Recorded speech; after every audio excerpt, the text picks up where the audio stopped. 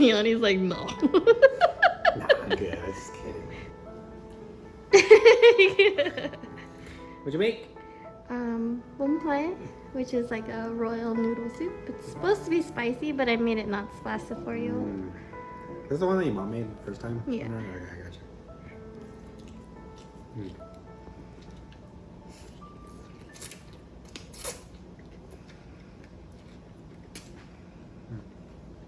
Go ahead and try the broth a little bit.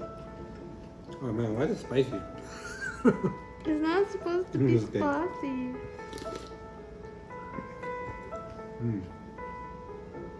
It's so like rich. I feel like I'm if I were sick and I took a sip of this, instantly healed. Actually, lemongrass is supposed to be really, really good when you're sick. Yeah? Yeah, it has a lot of like anti-inflammatory and like healing properties to it. Mushroom in here. Do you like it? Oh, mushroom tastes different. Super good.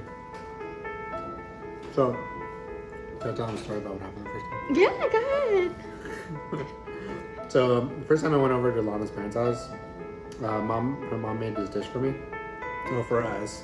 We had it for dinner. But this dish is like, and you can explain a little bit further, like it's only meant to be done during like really big family events and stuff or something like that, if I remember correctly. So this was a big day because, you know, I get to meet the parents for the first time. The thing about this soup though, is that it's extremely spicy when done the right way. Don't laugh. Lana does it very mild for me because I really enjoy the soup, but she does it really mild so that I can enjoy it instead of like drinking water the whole time.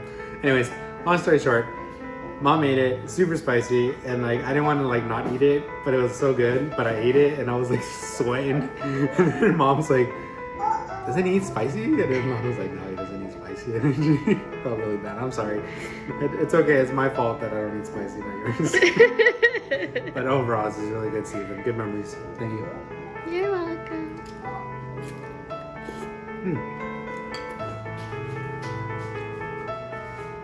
Pardon my manners.